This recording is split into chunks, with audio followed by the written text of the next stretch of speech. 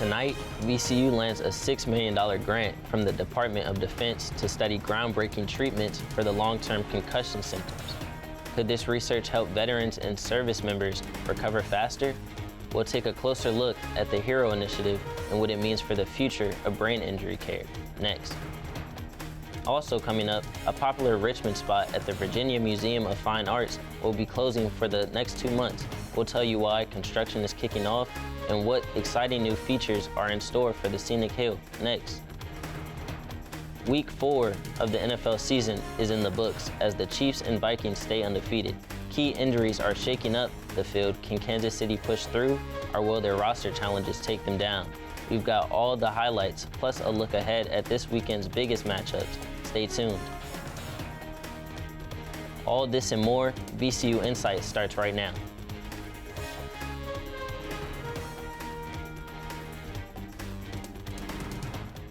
Hello, I'm Blake Henry, and this is VCU InSight. VCU has been awarded a $6 million grant from the Department of Defense to study new treatments for long-term concussion symptoms.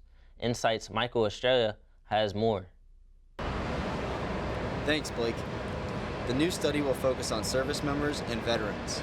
Concussions are a significant issue that affect areas like the frontal lobe and the temporal lobe of the brain. The project is named the HERO Initiative, and Dr. John Ryan of the VCU College of Humanities and Sciences will lead the 4-year-long effort. The research will focus on heart rate variability, or HRV. HRV has been shown to help people with symptoms of pain, post-traumatic stress disorder, and depression. The study will see if HRV will be effective on service members with concussions. If successful, VCU could pave the way for HRV treatment not only among veterans, but for anyone who is experiencing long-term concussion symptoms. The HERO initiative marks the right step forward toward improving long-term health care and recovery for individuals with concussion issues. For VCU InSight and the newsroom at VCU, I'm Michael Estrella. Big news for theater lovers. Virginia Rep hits its emergency fundraising goal of $600,000 needed to remain open. For more on this story, let's go to Kaylee Crabb with the details. Thanks, Blake. This story is about more than a nonprofit local performing arts theater. It's about the power of community. The overwhelming amount of support here at Virginia Rep is proof how much this theater meant to Richmond. Let's go inside. Virginia Rep Theater, like many nonprofit theaters, has struggled financially in recent years. The COVID-19 pandemic hit especially hard, disrupting live performances and cutting off critical revenue. Virginia Rep found itself on the edge of its own cliffhanger last weekend. As Stephen King's Misery wrapped up Sunday, it wasn't just the final curtain call for the show, it was supposed to be the final act for the theater, unless $600,000 could be raised. In a plot twist, the theater announced Monday night that they've exceeded that goal after an 11-day campaign. More than 1,300 donations poured in, with 70% coming from first-time donors. Thanks to the community support, Virginia Rep will remain open and is moving forward with a restructuring plan to ensure its future. The show will go on after all. Reporting for the VCU Newsroom and Inside News, I'm Kaylee Crabb. At the Virginia Museum of Fine Arts is closing for the next 2 months. Due to construction, the VMFA's outside area, including the sculpture garden, granite sidewalks, and the King Neptune sculpture, will be sectioned off through November for reconstruction of the area. The VMFA will expand the area with new features, including a bird garden, benches throughout the hill, and a new repaired fountain overlooking the garden. Richmond's locals should get excited for a beautiful new outdoor area for events or just a stroll down Monument Avenue. A cat tour is coming to a neighborhood near you. Bersabe has more about this upcoming event. Thank you, Blake. This event will be taking place right here in the Fan District of Richmond in the month of November. According to RVA Cat Tour on Instagram, the first ever Richmond Cat Tour will be taking place here on November 9th. This walking tour will include 6 stops with hopes of 12 to 15 total stops. Stops are determined by volunteers who offer to participate. 75 tickets will be released on October 10th at 7 p.m. Tickets are free, but a $5 donation or canned cat food is highly suggested. These streets may just be filled with cars and homes at the moment, but once November rolls around, keep an eye out for all the cats that you'll be seeing on this Richmond Cat Tour. Reporting live for VCU InSight in the newsroom at VCU, I'm Versabe Kimau. Homecoming season is approaching, which means big universities are bringing major music artists to Virginia. Virginia State University's homecoming starts next week. From talent shows to coronations, the Trojans have a big week ahead of them. On Wednesday, October 9th, VSU's Multipurpose Center will be transformed into a concert venue as Grammy-nominated hip-hop artist Glorilla takes the stage. The Memphis native has taken the music world by storm, and she is bringing that energy to Virginia. Joining her on stage is rising star Boss Mandilo, an up-and-coming artist who's been making a name for himself in the hip-hop scene. And that's not all. VSU's homecoming football game will take place on Saturday, October 12th, when the Trojans go head-to-head against Bowie State University. Fans are expected to pack the stands as the two teams battle it out on what promises to be an intense and action-packed game. If you're looking forward to seeing these big artists perform, tickets are currently on sale for the homecoming concert on the VSU school website. Coming up in our CNS News Minute, a heated senatorial debate at Norfolk State. What did Senator Tim Kaine prioritize for the economy against challenger Hung Kao? Plus, GRTC sees a surge in ridership since zero fares began, while Richmond grapples with rising car thefts. We'll share police safety tips for vehicle owners. And Richmond City Council is working towards universal high-speed internet access. What's being done to close the digital divide? This and more coming up next.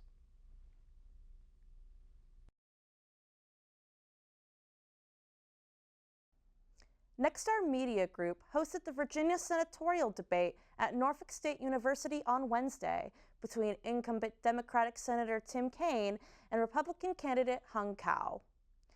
Kaine, former state governor, is running for his third term in the Senate.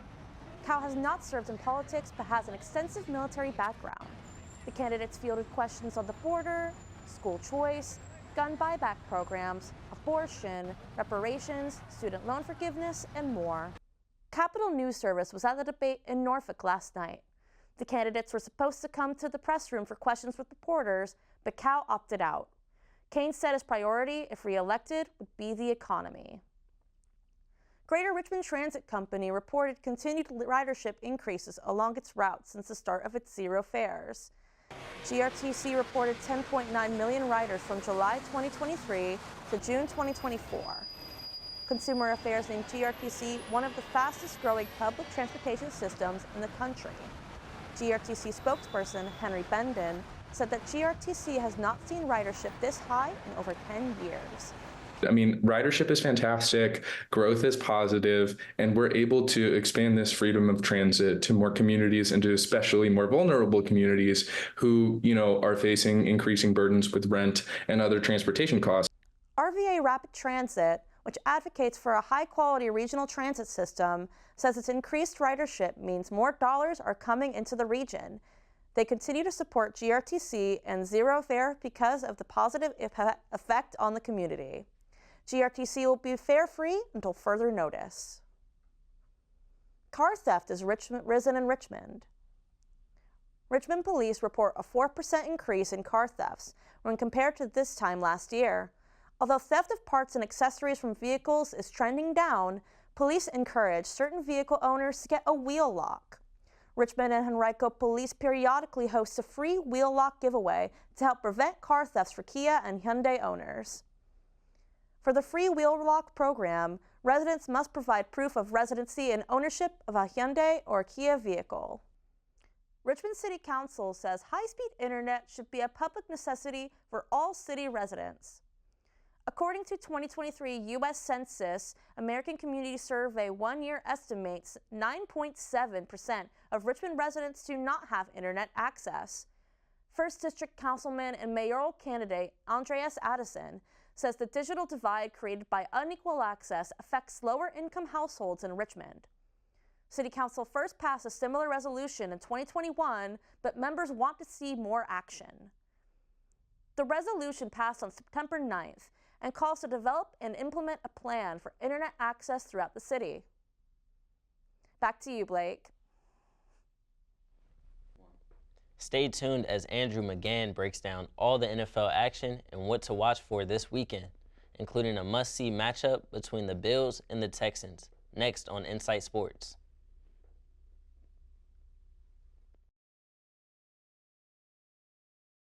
Hi, I'm Andrew McGann with InSight Sports.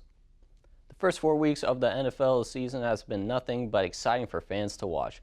Through 4 weeks, the only undefeated teams are the Kansas City Chiefs and the Minnesota Vikings.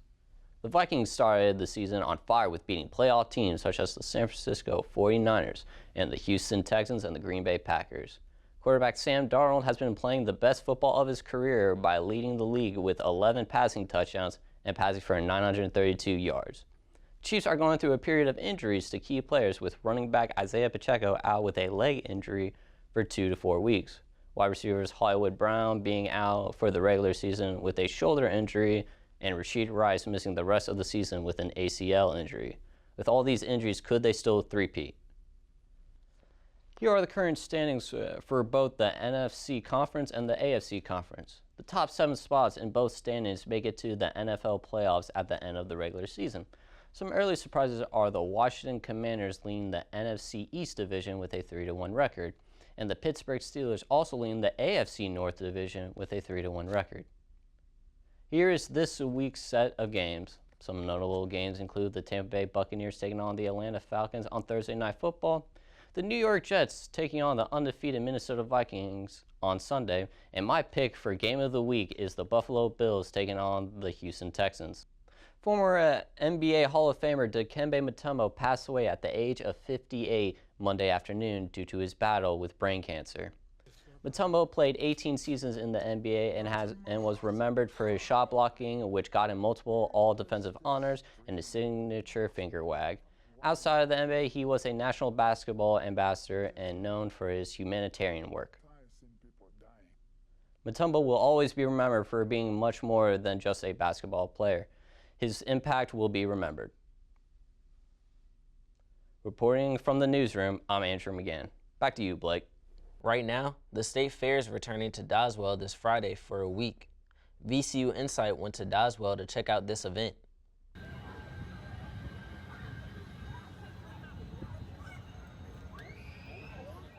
Excitement gleams from people's faces as they wait to get inside the fair. The annual State Fair is being held in Doswell this year, where not only showcasing what fairs are all about, but also show top dishes and talents of Virginia, as well as businesses looking for exposure. Each of these vendors and kiosks had their own uniqueness to the products they had. Plenty of them stated that the fair is one of the best options to get noticed. Because of the volume of the people that come to the fair and the different variations of the different people that come to the fair, people from all over the country, The fair, there's plenty of things to do. Some come for games and pumpkins, and others come for food and music. It's an event for the entire family, and you won't be disappointed. Even for attendees that come yearly, there is always something to experience. I came mainly this year to see the rodeo they have, which is a good little rodeo. I've lived out west quite a bit and saw a lot of rodeos out there. Caught this one last year, and it was actually entertaining and kind of competitive about what the big ones out west are. So. He expresses what makes this fair a yearly can't-miss event. It's good time, good place. Meet a lot of people. Everybody seems to get along well. It won't be here for long, so you won't want to miss it. For VCU InSight in the newsroom at VCU, I'm Blake Henry. The annual event will occur now through October 6th, so don't miss out on all of the fun. Go to www.statefairvirginia.org for more information. Last month, the St. Benedict Catholic Church hosted its annual Oktoberfest. For more information on the festival, reporter Andrew McGann has more. This year marks the 19th annual St. Benedict Oktoberfest, where friends and family can come and enjoy. Let's go. The annual St. Benedict Oktoberfest is a fundraiser to increase the number of scholarships for the St. Benedict Catholic School. According to the founder of the festival, Robert Byrne, the school only used to hand out one scholarship per year before the festival was created in 2005. The church was only offering one scholarship per year, and it was not renewable. So I went to him and said, look, if we started a festival and raised more funds, we could offer more scholarships in a greater amount and make it renewable. Byrne proposed the festival to the church back in 1995 and was rejected for 10 years straight, until 2005, where he was given one chance to make the fundraiser successful. I was basically given permission to do it, but they said, if you lose money, that's it. That first year, we broke even. But we didn't lose money. And to see it after that, it just started to take off. The festival has grown to have several tents, and their 36 vendors occupy 2 streets for the 3-day event. The proceeds from the event are used to support students attending St. Benedict Catholic School and for scholarships for parish students attending Catholic high schools recognized by the Catholic Diocese of Richmond. The festival is free and located behind the church. It has multiple alcohol and food serving stations. For individuals to purchase alcohol at the St. Benedict Oktoberfest, they must bring a federal ID and get a wristband found at tents near the entrance of the festival. According to Robert, he and his wife Marianne like coming to the St. Benedict Oktoberfest because of the friendly and safe atmosphere. Everybody friendly, everybody was great here. There was no problems. There was lots of security. I felt safe, and that there were no issues. There was a lot of beer drinking going on, different tastings. The festival also has a children's area for kids to run around and play games. According to Robert, the people who attend the festival are nice and very welcoming. It's a great time all around. And it's family friendly. Oh yeah, super family friendly. Nobody's rude, nobody's cursing or talking badly. For more information, visit the St. Benedict Oktoberfest website at www.stbenedictoktoberfest.com. Reporting from Richmond and for VCU InSight, I'm Andrew McGann. If you missed this year's St. Benedict Oktoberfest, don't worry. They already scheduled dates for the next 3 years. See their website for future dates. You can catch a new edition of VCU InSight every Thursday afternoon on our YouTube channel. For VCU InSight in the newsroom at VCU, I'm Blake Henry.